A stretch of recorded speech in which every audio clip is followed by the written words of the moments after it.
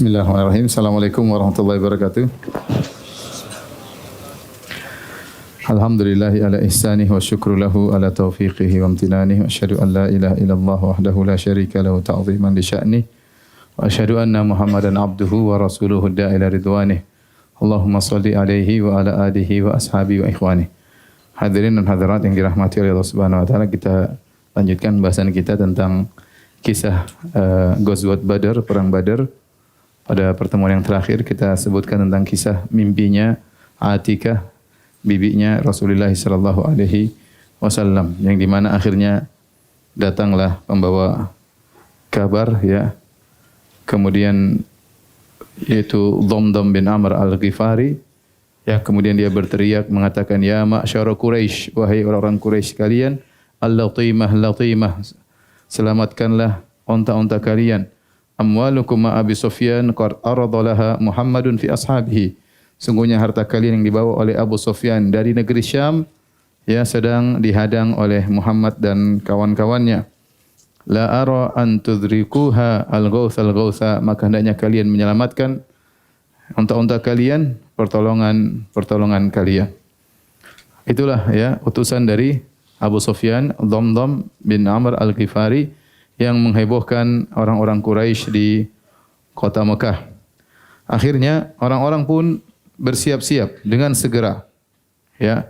Kemudian mereka dengan sombongnya berkata, ayadhunnu Muhammadun wa ashabuhu an takuna ka'iri ibnil Hadrami? Apakah Muhammad dan kawan-kawannya menyangka bahwasanya kafilah dagang orang Quraisy sama dengan kafilah dagangnya Ibnul Hadrami, yang pernah terjadi kasus dia terbunuh, ya. Ini lain, kami adalah orang-orang Quraisy. Kalla wallahi la ya'lamanna ghaira dzalik.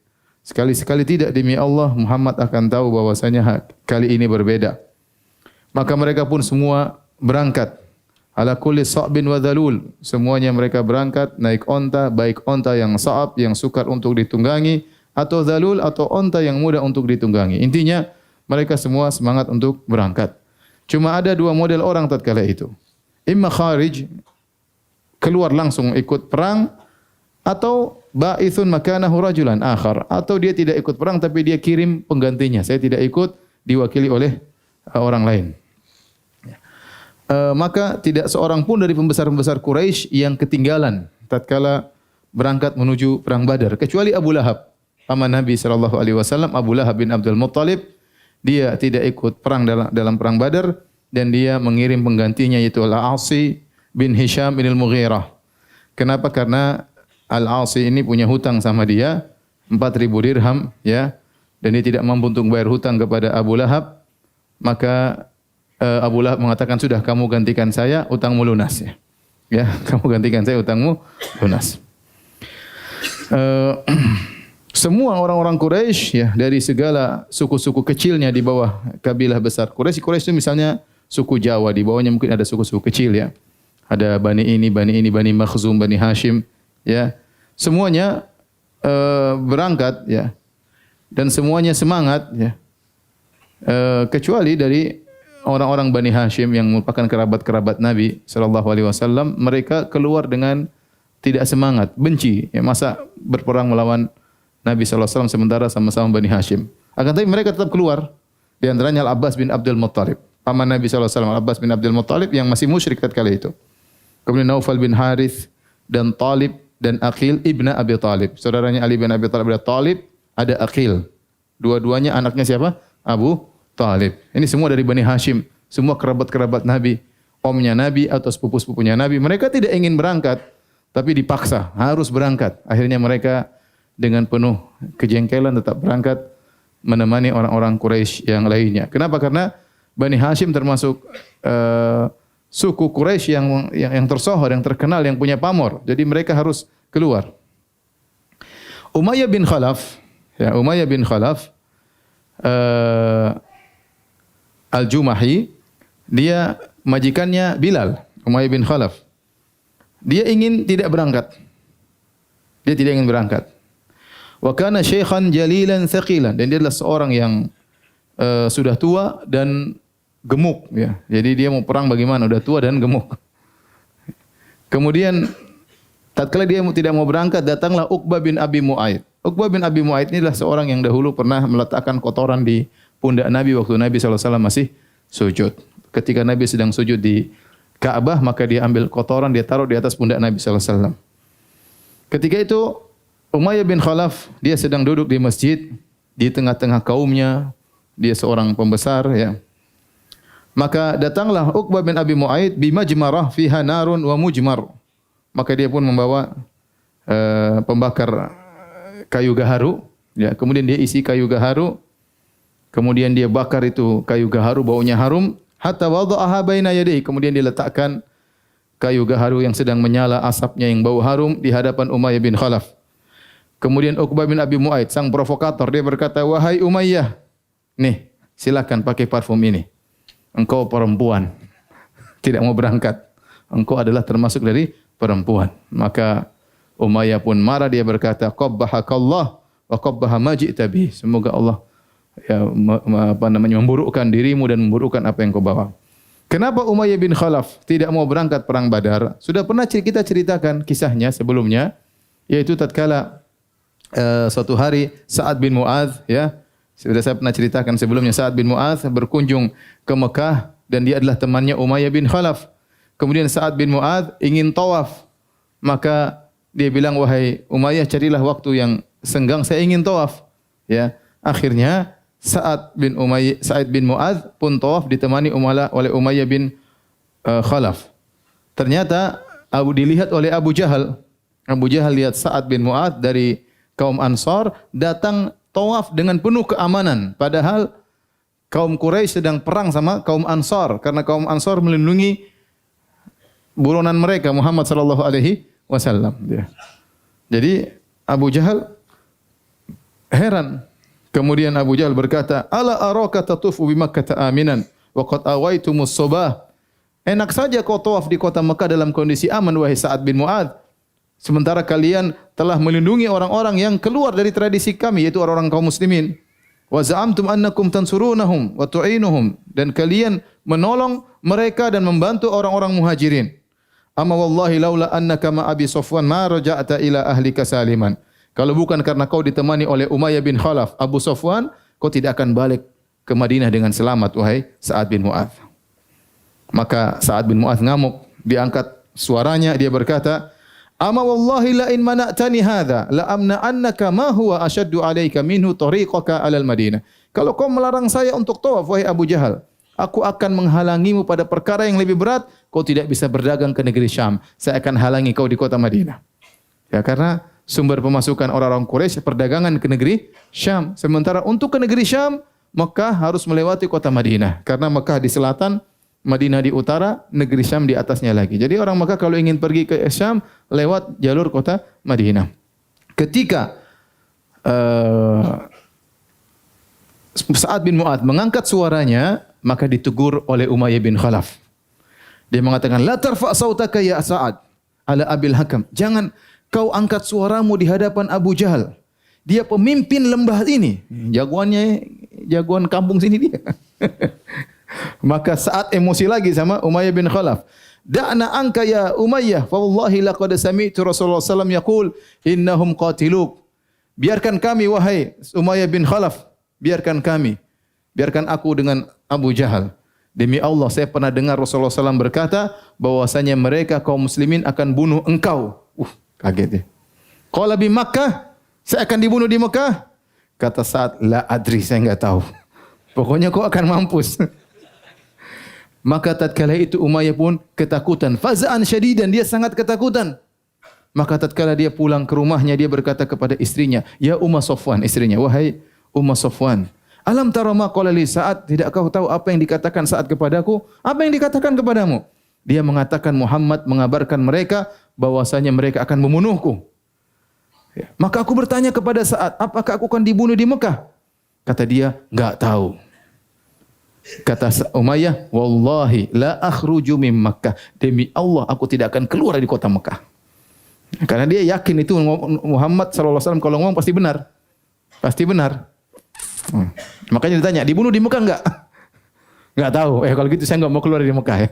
Pokoknya saya aman kalau di Mekah. Tatkala tiba perang Badar, ya. Abu Jahal suruh orang semua berangkat menuju Badar, ya. Abu Jahal berkata, "Adriku airakum." Selamatkanlah perdagangan kalian, harta kalian. Maka Umayyah tidak mau keluar. Dia diam aja. Dia takut mati. Maka datanglah Abu Jahal kepada Umayyah bin Khalaf. Umayyah bin Khalaf ini kunyahnya Abu Sofwan. Dia punya anak namanya Sofwan bin Umayyah. Nanti masuk Islam, sahabat. Tapi dia memusuhi Nabi SAW. Masuk Islam belakangan setelah Fatu Makkah. Maka Abu Jahal datang kepada Umayyah. Dia mengatakan, "Wahai Abu Sofwan, innaka mata yaraka an-nas qad takhallafta wa anta sayyidu ahli al-wadi takhallafu ma'aka." Wahai Abu Sofwan, wahai Umayyah bin Khalaf, kalau orang-orang lihat kau tidak ikut perang, sementara kau termasuk penguasa di sini, kau pembesar Quraisy, nanti orang-orang tidak mau akan berangkat. Falam yazal bi Abu Jahal hatta qala, "Amma idza ghalabtani fallahi la ashtarayanna ajwada ba'irin bi Makkah." Akhirnya Abu Jahal terus provokasi.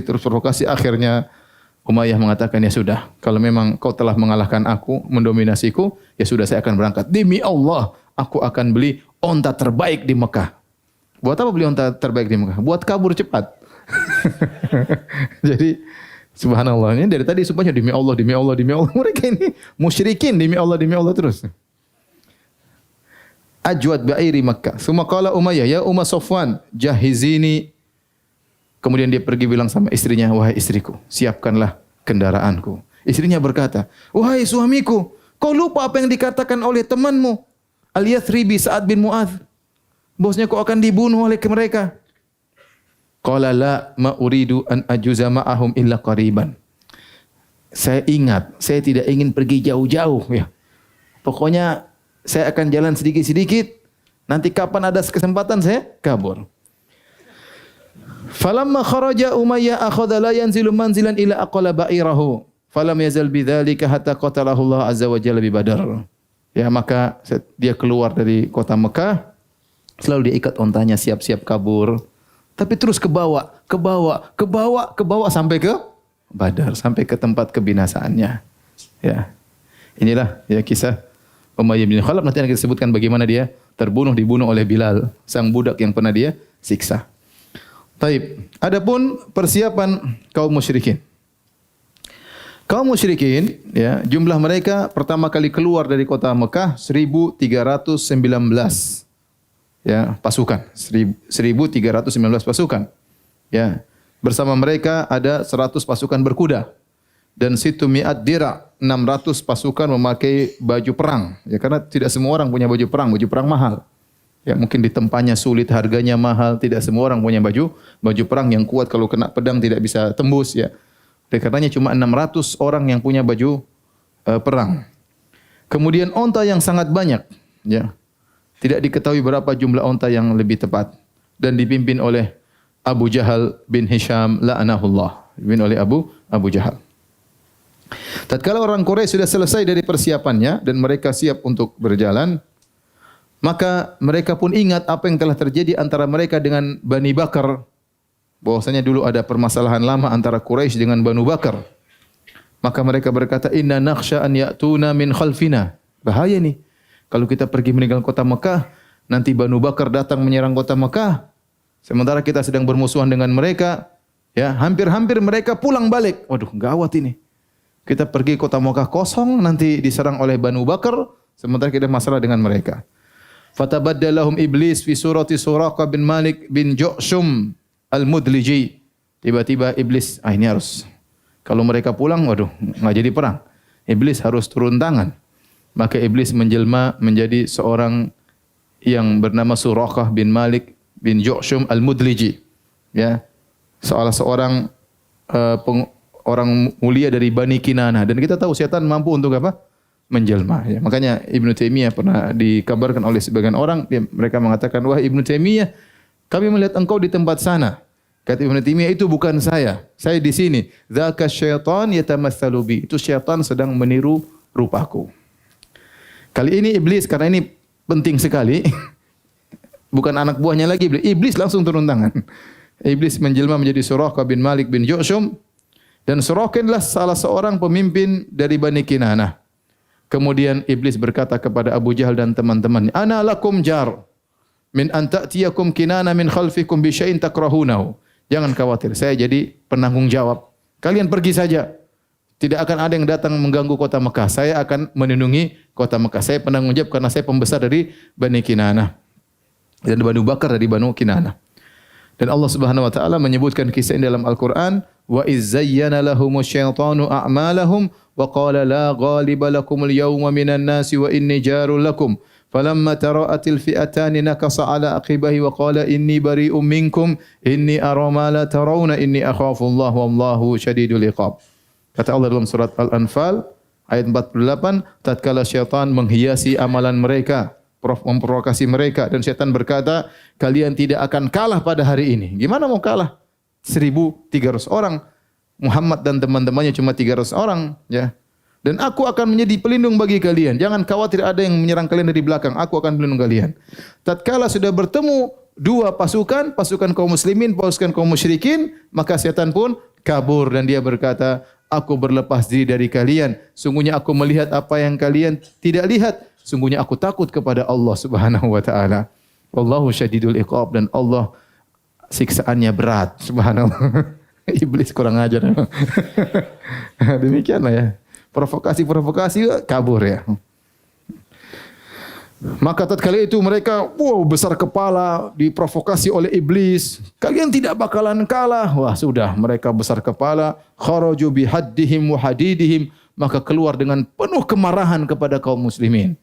Kemudian keluar dengan peralatan mereka perang semuanya. Yuhadunallaha wa rasulah. Mereka memusuhi Allah dan Rasulnya. Bahkan mereka bersama mereka Al-Qiyan. Al-Qiyan itu budak-budak wanita yang berjoget-joget, nyanyi-nyanyi untuk provokasi mereka. Pakai alat musik untuk bernyanyi, untuk menyemangati mereka. Ya, untuk apa? Untuk membakar semangat mereka untuk masuk neraka. Wahum fi ghayatil batar, dan mereka di puncak-puncak kesombongan. Wal kibr wal khulaya, ini sombong-sombong luar biasa. Dan ini Allah sebutkan dalam Al-Quran. Wala takunu kalladzina kharaju min diyarihim bataran wa ria'an nas wa yasudduna an sabilillah. Janganlah kalian seperti orang-orang yang keluar dari tempat, dari negeri mereka dengan sombong dan ri'a, sombong pamer. Wa yasudduna an sabilillah, dan mereka menghalangi manusia dari jalan Allah. Wallahu bima ya'maluna muhit. Sungguhnya Allah meliputi apa seluruh yang mereka kerjakan.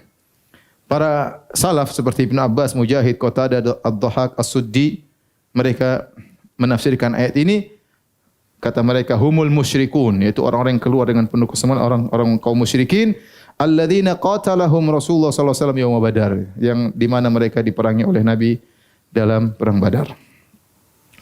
Di antara orang kafir Quraisy ada yang donaturnya, al-mut'imun, tukang sediakan makanan. Pokoknya tiap hari yang tanggung mereka. Siapa mereka? Donaturnya ini ada 12 orang yang bertanggung jawab makanan, apa namanya? Kalau presiden apa? Makanan selama peperangan, mereka yang bertanggung jawab.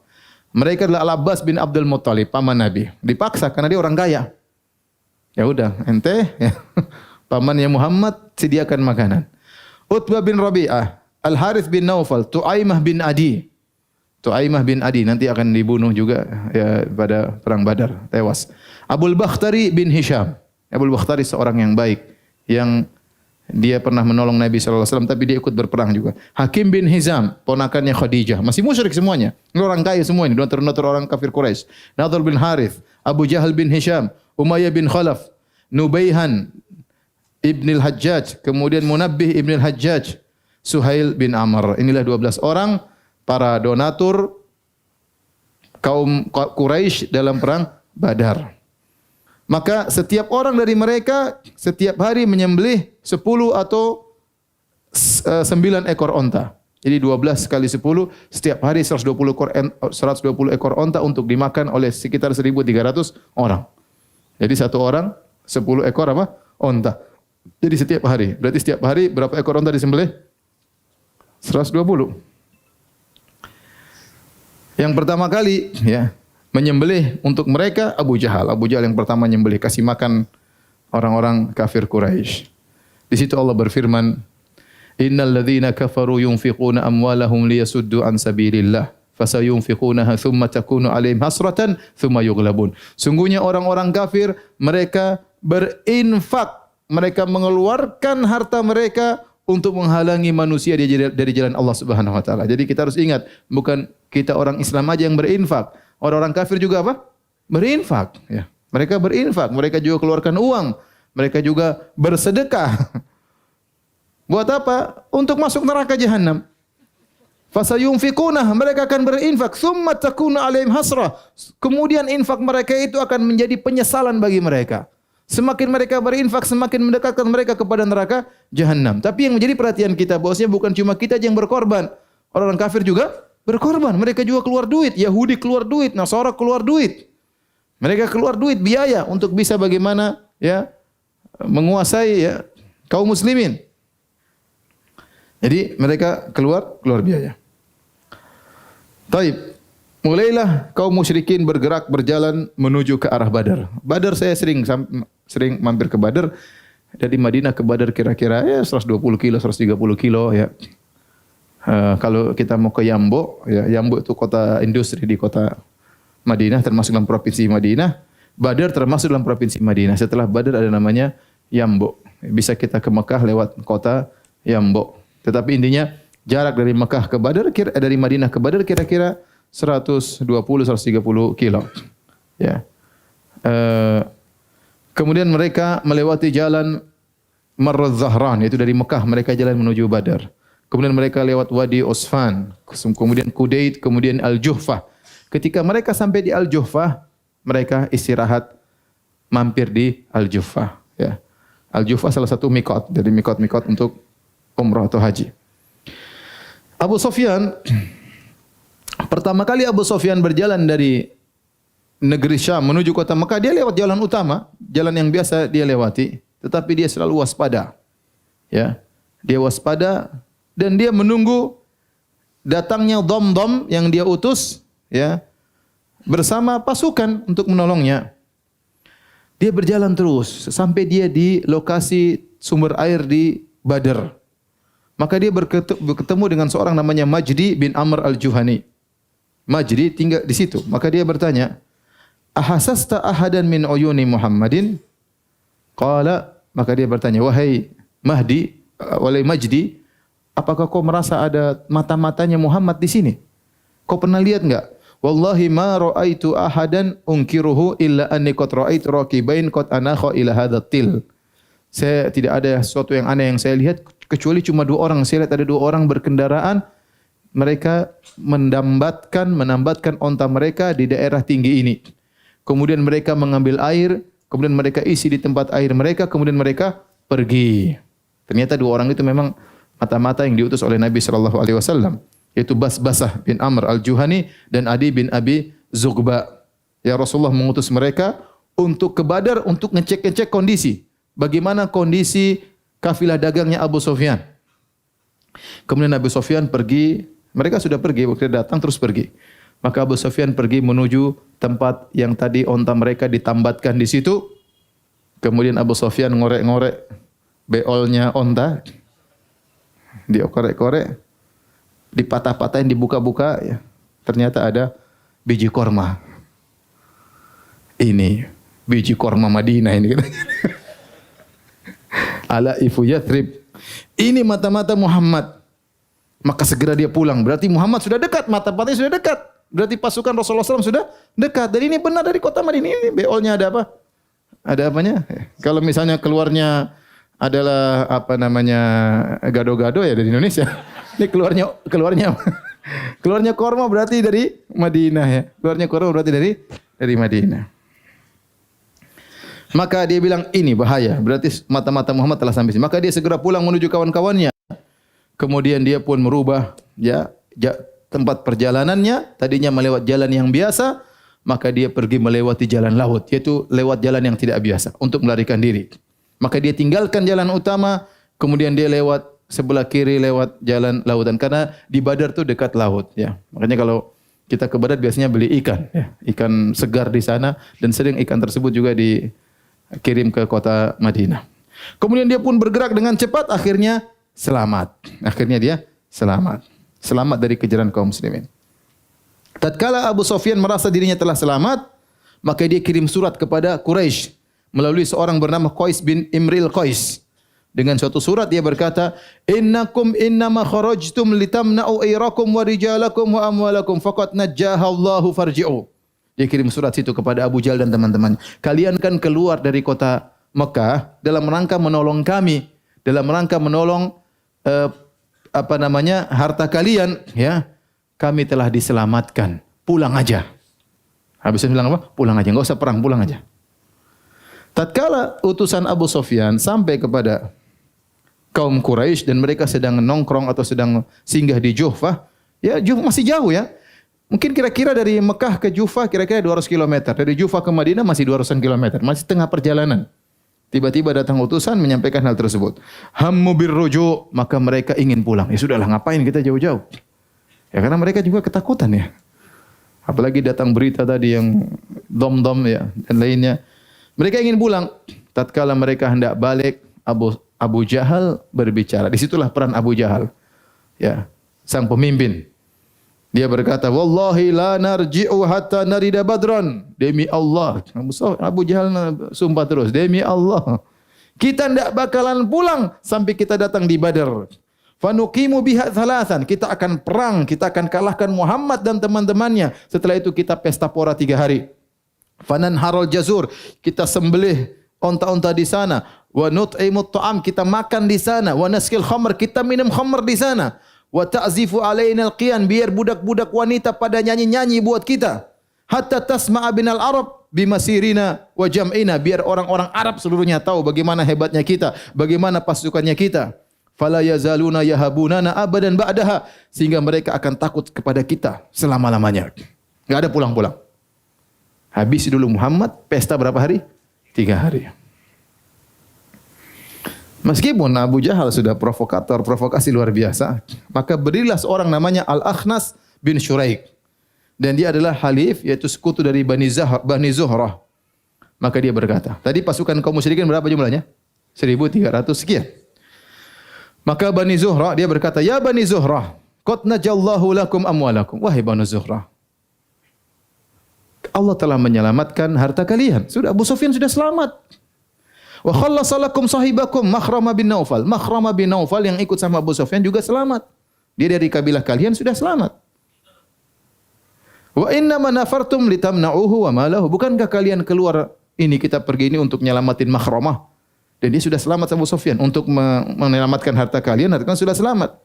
Faj'alu bi jubnaha warji'u fa innahu la hajata lakum bi an takhruju fi ghairi dhai'ah. Sudahlah, pulang. Kalau orang bilang kalian penakut, bilang saya yang penakut, kita pulang.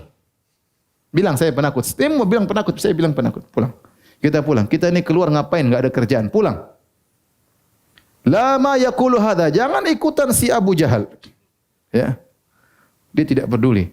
Akhirnya mereka pulang dari Juhfah. Tidak ada satu dari Bani Zuhrah pun satu pun yang ikut. Dan jumlah mereka sekitar 300 orang. Berkurang. 1.300 jadi tinggal berapa? 1.000. Semuanya mundur.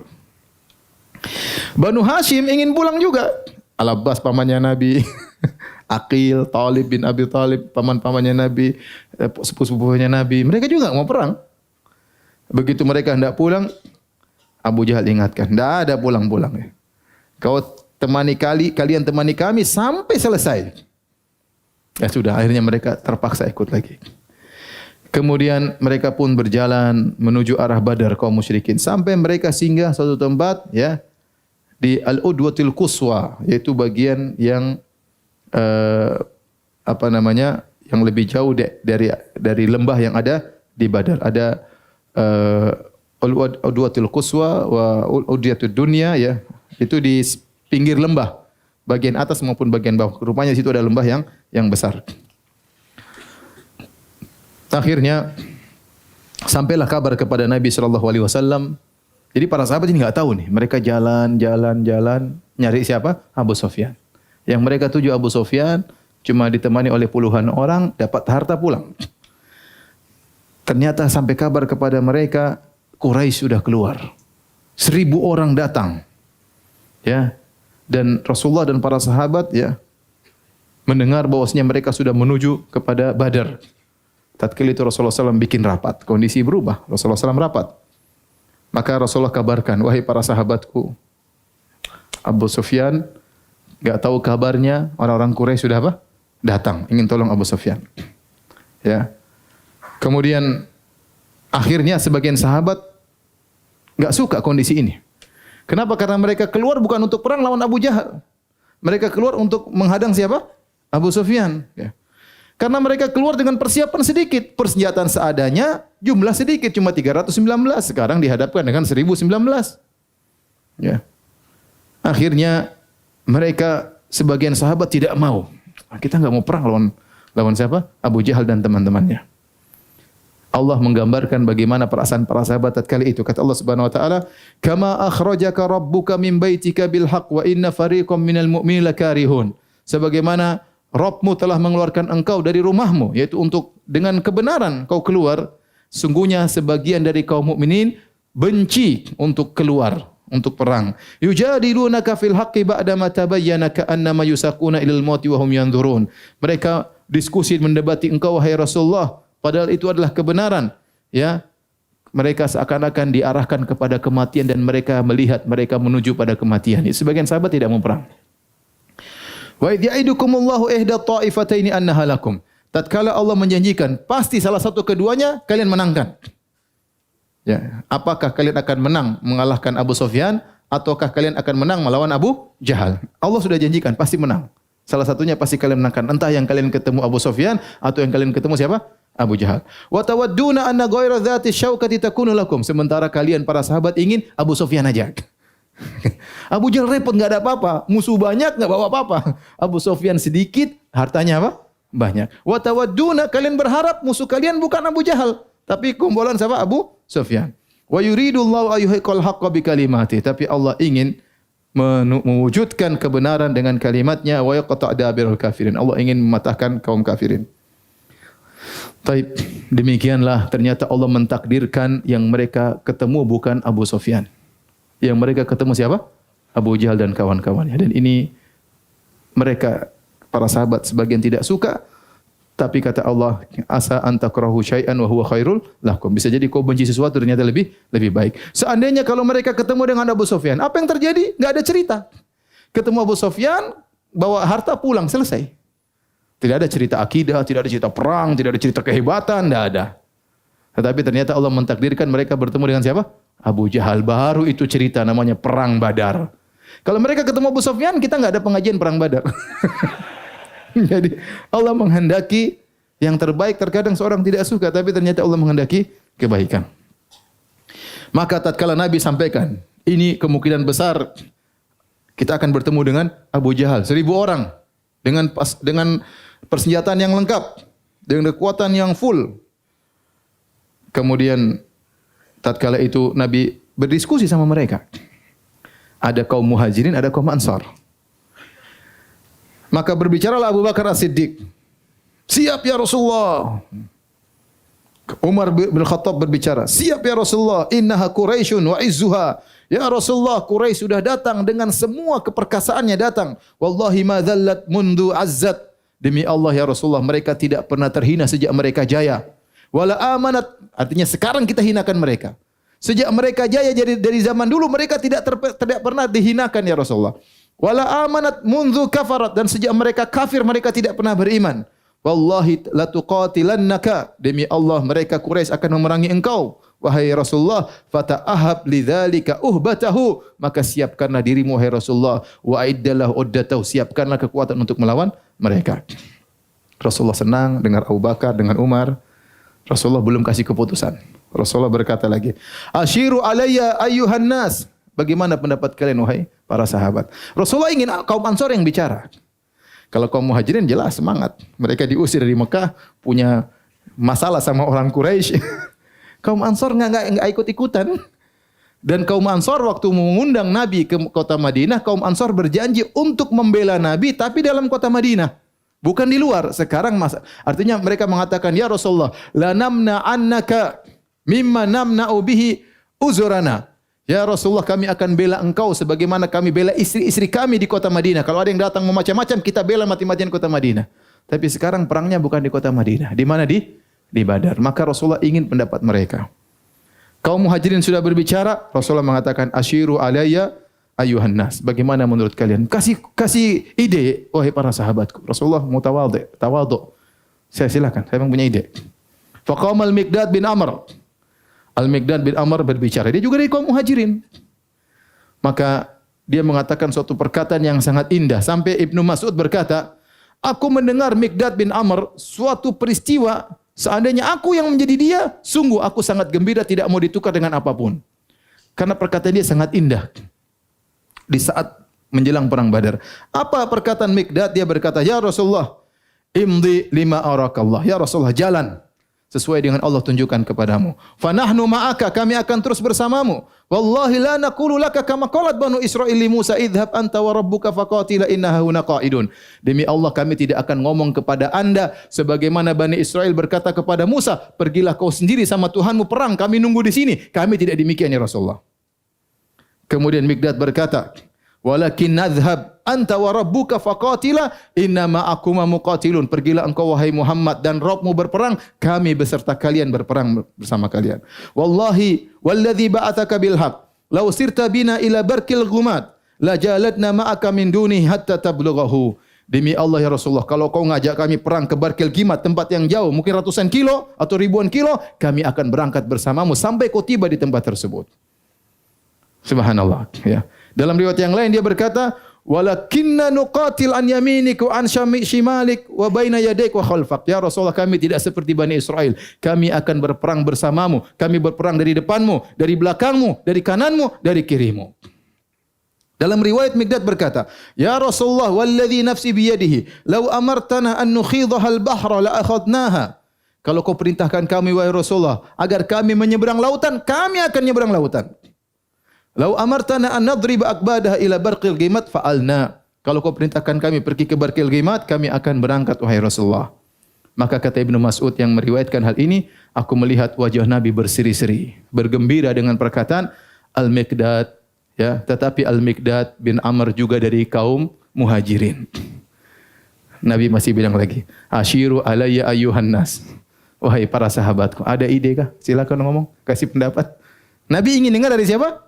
Kaum Ansar. Ya. Dan pasukan paling banyak kaum Ansar waktu itu. Pasukan paling banyak kaum Ansar. Kalau kaum Muhajirin ya wajar diusir dari Mekah, gendam, jingkil, ya wajar. Ini kaum Ansar yang ada ikut-ikutan. Maka fafahimatil Ansar. Maka kaum Ansar pun paham Nabi ingin mendengar dari mereka. Maka berilah Sa'ad bin Mu'adz, sang jagoan. Yang tadi maki-maki Abu Jahal di Mekah. Pimpinan kaum Ansar. Dia berkata, wallahi laka'annaka turiduna ya Rasulullah. Demi Allah seakan-akan kau ingin, kau maksudkan kami ya Rasulullah. Kata Rasulullah, ajal, iya benar. Maka Sa'ad berkata, faqad aman nabika, ya Rasulullah kami telah beriman kepadamu. Wa saddaqnaka, dan kami telah membenarkan engkau. Wa syahidna anna ma ji'ta bihi wal haq, dan kami bersaksi apa yang kau bawa adalah kebenaran. Wa atainaka ala dzalika uhudana wa mawathiqana, dan kami telah menunaikan janji kami, meletakkan janji kami kepada engkau. Ala sam'i wa ta'ah, kami akan mendengar dan taat. Famdi ya Rasulullah lima aratta fanahnu ma'ak. Berjalanlah wahai Rasulullah, apa yang kau inginkan kami akan bersamamu. Fa walladzi ba'atsaka bil haqq, demi Allah yang mengutusmu dengan kebenaran.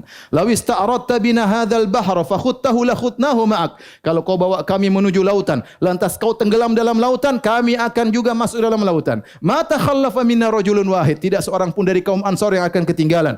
Wa ma nakrahu an talqa bina aduwana ghadan inna la suburun fil harbi.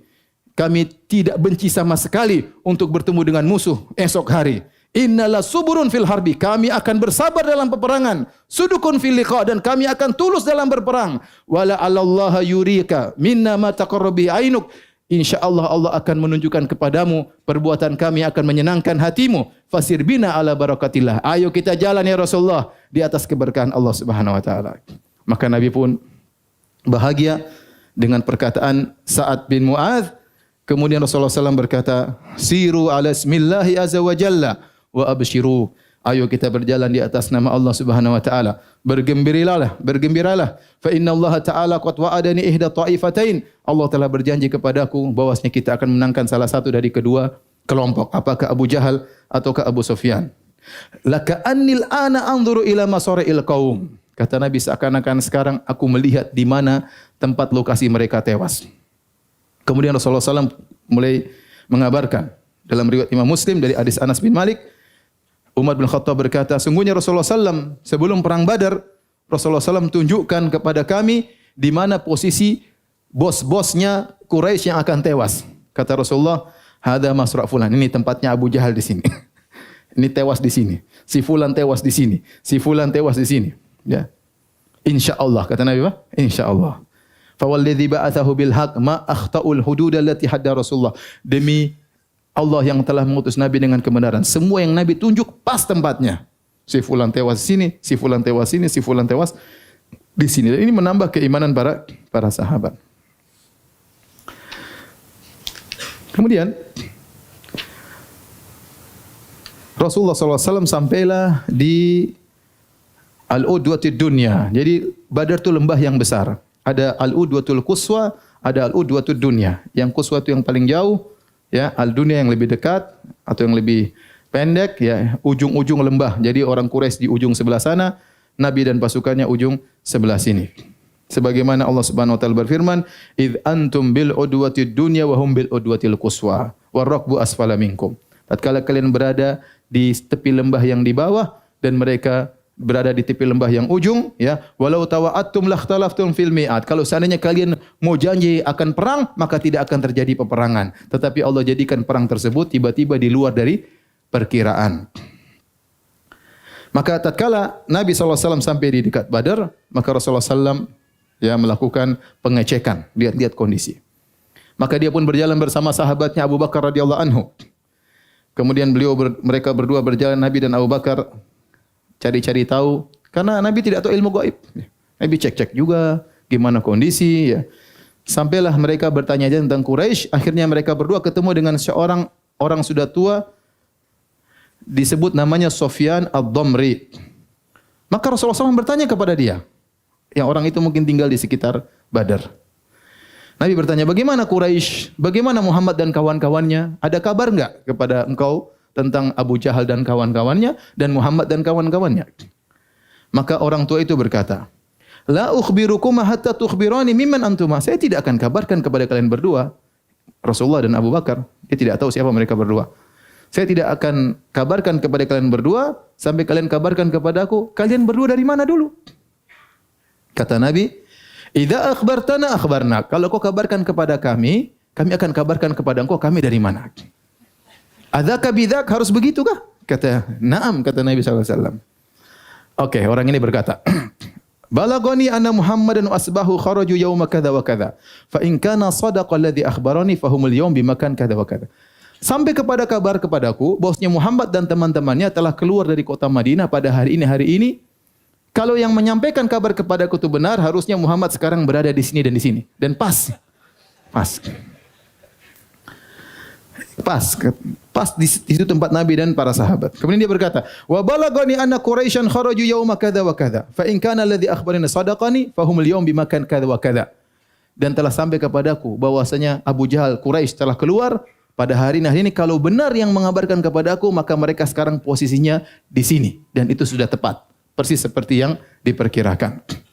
Setelah dia mengabarkan kepada Nabi SAW, maka dia tanya, "Sekarang ente berdua dari mana?" Kan sudah janji. Kata Nabi SAW, "Nahnu mimma," kami dari air.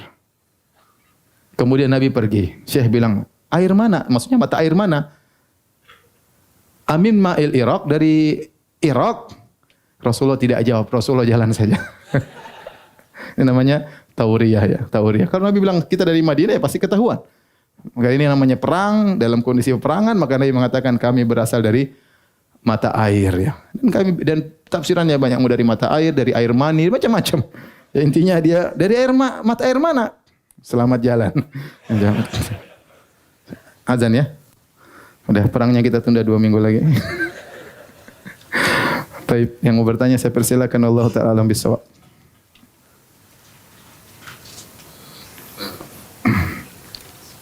Silakan azan. Baik, hadirin dan hadirat Allah Subhanahu wa taala. Ini pertanyaan yang pertama, apakah benar pahala orang yang menyumbang uang untuk pembangunan masjid hilang jika masjid dirobohkan untuk renovasi? Ini sudah ditanyakan kepada para ulama ya. Di antaranya difatwakan oleh Lajnah Daimah, kemudian Syekh Utsaimin rahimahullah juga bahwasanya orang yang sudah mengeluarkan uang untuk biaya bangunan masjid, kemudian kalau ternyata di tengah jalan masjid tersebut harus dibongkar, ya, padahal dia yang sudah beli tiangnya, sudah beli macam-macamnya, dibongkar untuk perluasan atau yang lainnya demi kemaslahatan kaum muslimin, maka pahalanya tidak terputus. Syekh Utsaimin berdalil dengan firman Allah Subhanahu wa taala, "Wa may yakhruj min baitihi muhajiran ila Allah wa rasulihi tsumma yudrikul maut faqad waqa ajru 'ala Allah." Barang siapa yang keluar dari rumahnya dalam rangka untuk berhijrah kepada Allah dan Rasulnya, kemudian dia meninggal di tengah jalan, maka pahalanya sudah dia dapatkan. Jadi orang yang membangun, dia niatnya pahalanya untuk apa? Amal jariyah. Ternyata di kemudian hari terjadi perubahan, maka enggak usah khawatir, pahala tetap apa? Berjalan. Lagi pula, ya, seandainya dia tidak membangun dahulu, mungkin tidak ada perluasan. Ya, jadi karena dia membangun dahulu, sehingga akhirnya orang-orang belakangan mungkin 100 tahun lagi atau berapa puluh tahun lagi melakukan perluasan sebab karena pembangunan yang awal, ya atau tidak? Oleh karenanya mereka yang membangun awal ini merupakan sebab terjadinya renovasi untuk pembangunan yang kedua, maka pahala masih terus berlanjut ya. Ya, jadi enggak masalah kalau memang masjid perlu diperluas ya. Apa yang disumbangkan oleh orang dahulu yang pertama tidak berkurang pahalanya dan tidak berhenti pahalanya. Wallahu a'lam bishawab. Apakah benar ahlu Badar semua mukmin yang ikut perang Badar masuk surga apapun kondisi akhir kehidupan mereka? Dalam hadis kata Nabi sallallahu alaihi wasallam bersabda, "Fala Allah tala ala ahli Badar." Faqala i'malu ma syi'tum faqad ghafartu lakum. Kata Nabi sallallahu alaihi wasallam, mungkin Allah sudah tahu melihat kepada perang yang ikut serta perang Badar dan Allah berkata, lakukanlah apa yang kalian kehendaki, sungguh aku telah mengampuni dosa-dosa kalian. Artinya Allah memberi taufik kepada mereka ya untuk terus beriman sampai akhir hayat mereka dan Allah sudah menjamin surga bagi mereka. Jika mereka melakukan kesalahan-kesalahan maka tidak dianggap oleh Allah Subhanahu wa taala dan buktinya mereka tidak musyrik. Buktinya mereka tidak musyrik ya. Ya, jadi mereka dijaga oleh Allah Subhanahu wa taala. Sebagian mereka melakukan kesalahan seperti Hatib bin Abi Balta'ah, tapi Nabi maafkan, Allah Subhanahu wa taala maafkan karena Hatib bin Abi Balta'ah ikut perang Badar dan dijamin surga oleh Allah Subhanahu wa taala. Ustaz, umur ana 18 tahun. Kalau saya ada keinginan nikah, salah atau tidak? Enggak salah. Umur 15 tahun pengen nikah juga enggak salah. Tapi harus punya kemampuan untuk apa? Nikah. Sesuai hadis Nabi sallallahu alaihi wasallam, ya ma'syarasy syabab man istata'a minkumul ba'a falyatazawwaj. Wahai para pemuda, siapa di antara kalian mampu untuk menikah, maka menikahlah. Fa innahu aghaddu lil basar, karena itu lebih menundukkan pandangan, wa asalul farj, untuk menjaga kemaluan. Faman lam yastati' fa alaihi bis-shaum. Kalau tidak mampu maka puasa, ya. Jadi antum umur 18 tahun ingin menikah, wajar ya. Apalagi di zaman sekarang. Tapi kalau kerasa keinginan tinggi, duit enggak ada, puasa ya. Puasa. Kalau ternyata dimudahkan punya rezeki, segera menikah. Ya, jangan tunda-tunda. Kalau nikah muda enak. Kita menikah umur 18 tahun, anak cepat besar ya. Ya, kita ini sampai saya punya kawan dulu di Madinah. Dia sama anaknya kita kira adik kakak. Ternyata bapak dan anak ya. Ya, dan ada orang sini apa nikah muda. Ada yang nikah umur 12 tahun di sana. Umur 12 tahun sudah produktif. sudah punya anak. Dia punya anak. Dan saya punya teman gitu. Saya ketemu teman saya, anaknya seperti adiknya. Ternyata dia nikah muda, belasan tahun dia sudah menikah. Jadi dia umur 25, anaknya sudah umur 13 tahun. Masya Allah. Antum umur 40 baru nikah. Ya. Anak 10 tahun, antum sebentar lagi mampus. Sebentar lagi meninggal dunia. Makanya jangan terlalu banyak pilih ya. Syaratnya harus begini, enggak laku-laku antum. Ya, jadi kita kapan bisa segera nikah, nikah aja ya. Insyaallah pokoknya tertarik, soleha, nikah aja ya. Nah, nanti. Kan harus cantik, harus tinggi, harus mancung, harus ini. Sementara dia hitam, pendek, pesek. Jadi insyaallah umur 18 tahun ingin nikah itu wajar ya. Wajar ya.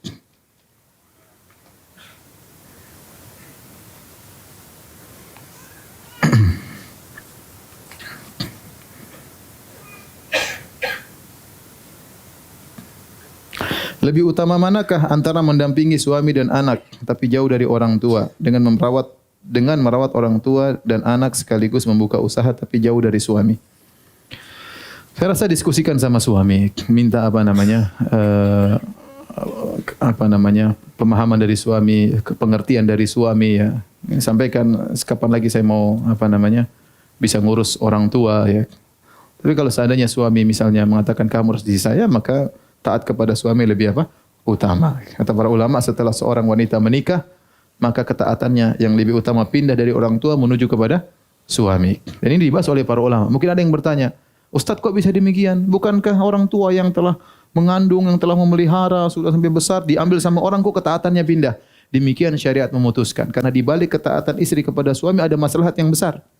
Ada maslahat yang besar yang berkaitan dengan kenyamanan rumah tangga, dengan zuriyah salihah, anak-anak yang saleh. Kalau tidak ada ketaatan dari istri kepada suami, perjalanan kehidupan rumah tangga orang akan kacau dan akhirnya berdampak pada anak-anak yang kurang baik.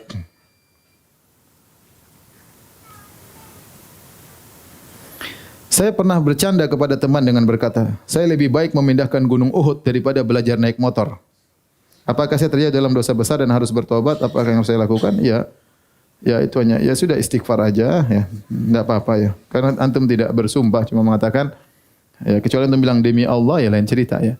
Tapi kalau antum hanya mengatakan lebih baik saya memindahkan gunung Uhud daripada belajar naik motor ya. Ya udah ya istighfar aja, sudah belajar naik motor aja enggak apa-apa. Baik, demikian saja kajian kita. Subhanakallah bihamdik asyhadu an la ilaha illa anta astaghfiruka wa atubu ilaik. Assalamualaikum warahmatullahi wabarakatuh.